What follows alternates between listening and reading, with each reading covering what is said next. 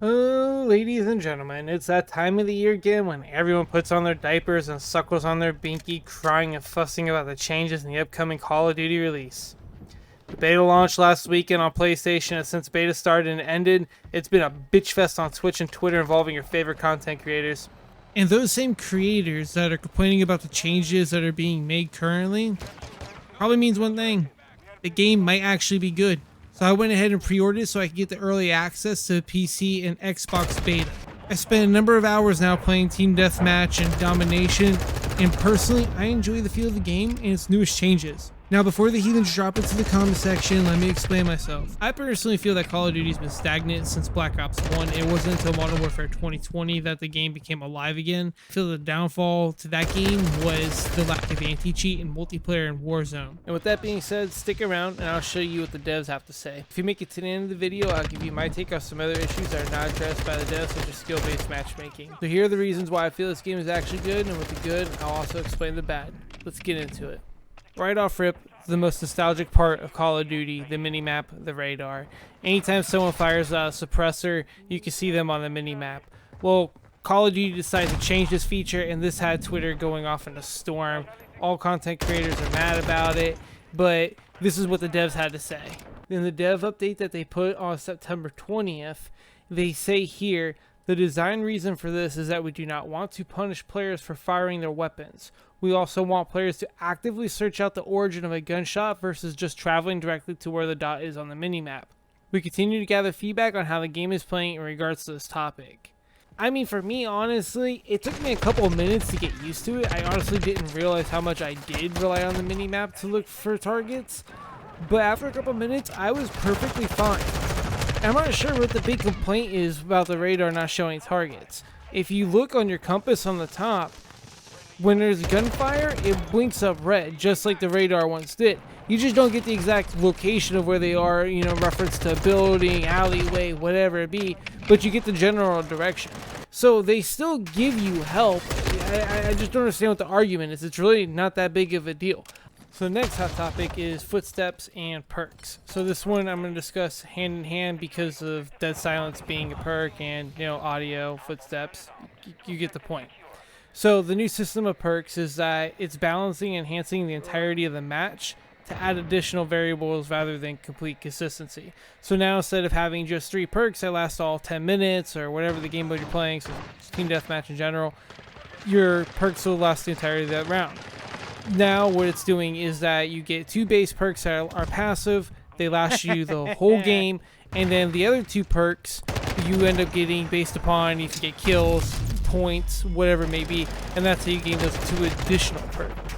And as you do get more points and kills, the perks become more accessible frequently because it decreases a time limit. Now that's where the issue becomes with Dead Silence, is that people are upset that Dead Silence is not a perk and is only a field upgrade, because the 2 systems are very similar, except the fact that Dead Silence will be now a strict time limit of getting, instead of being able to get it quicker based upon kills and points. So here's what the devs have to say on perks. We've seen varied feedback on the perk package system. Some players love it and others feel it's an unnecessary departure from the original system. We feel it's a nice shake-up to how perks work into the general progression of a match. We've also balanced the ultimate perks to be more powerful as you earn them later in the match. We'll continue testing throughout beta weekend 2, including drastically accelerating the earn rate of these 2 to see how players react. Our goal remains improving the flow of all perks ahead of launch. Dead Silence is another hot topic, as many players have expressed that they would like to see it as a perk instead of a field upgrade. We believe it is important in game health that rushers are not able to move at high speeds without consequence. Dead Silence as a field upgrade creates a balance between freedom of movement and predictability of combat. It is a little awkward having to earn your perks. I still feel weird about trying to figure out when I actually have my perk on me or not. That is kind of one of the downfalls I feel, but I think as I play more, maybe I'll be able to get it better and figure it out. But overall, I think it's going to enhance the gameplay across the board with all game modes, as adding new content that we've been asking for, that different type of change.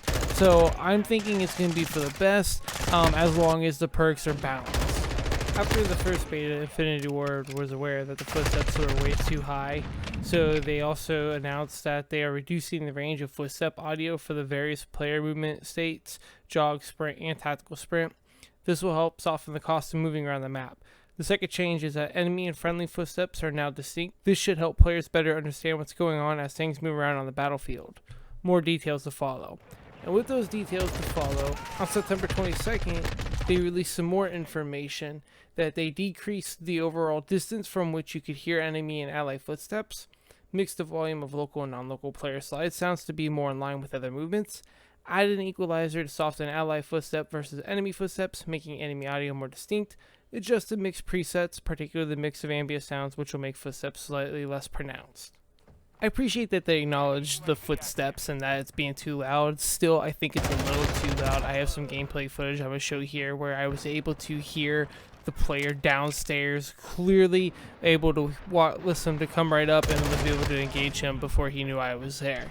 So yes, the footsteps are slightly overpowered.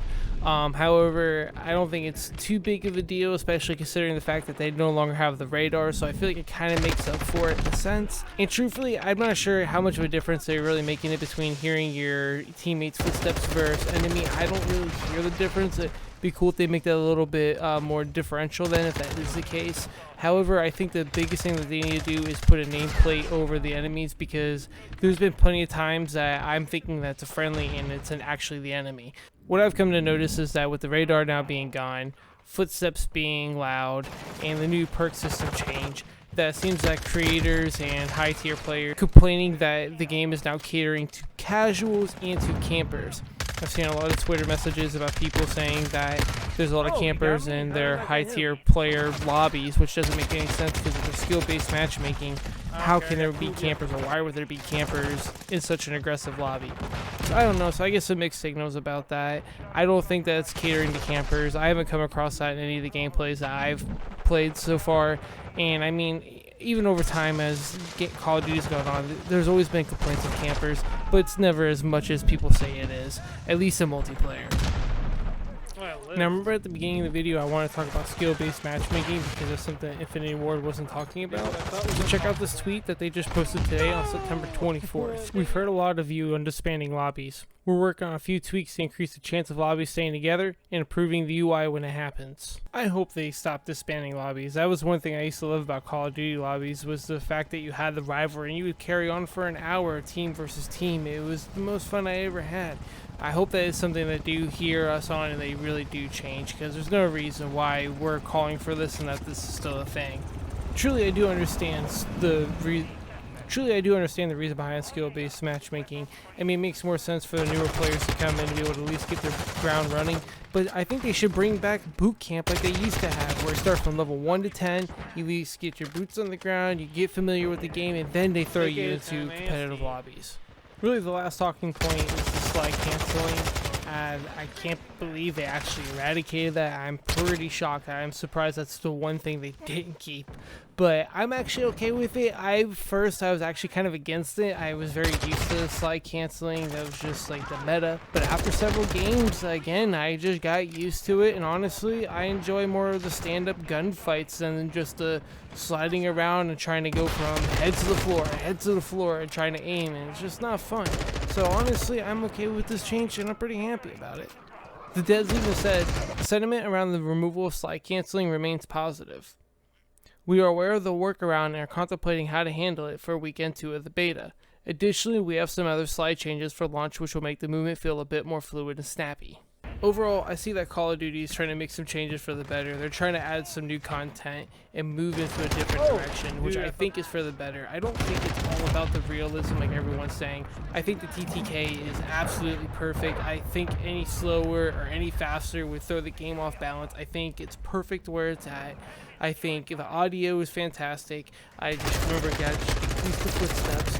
I think the only other complaint I have is that some maps, like Museum, the brightness and everything, the auto exposure, it's a little off. There needs to be some adjustments there. I don't think that camping is a problem like everyone else is saying it is. The only thing I complain about is the recoil and the gunfire effects, the muzzle flashes. Sometimes it takes it away from being able to actually aim down your sight and be able to actually lock in on your target. But at the same time, I'm okay with that because it gets rid of that laser beam feel to Call of Duty. So there's a lot of changes that I am really happy about. It feels like it's going back to how it felt back in the day during like Call of Duty, Modern Warfare 2, World at War. I'm liking the feel it has. I hope it stays this way, and I appreciate you taking the time to watch this video. Remember, please like, subscribe, comment. I'm open for discussion. Please leave a comment below what you think or what you're hoping to see in Call of Duty. And until next time, Genuine Catalyst out. Woo-wee, boys! Woo-wee!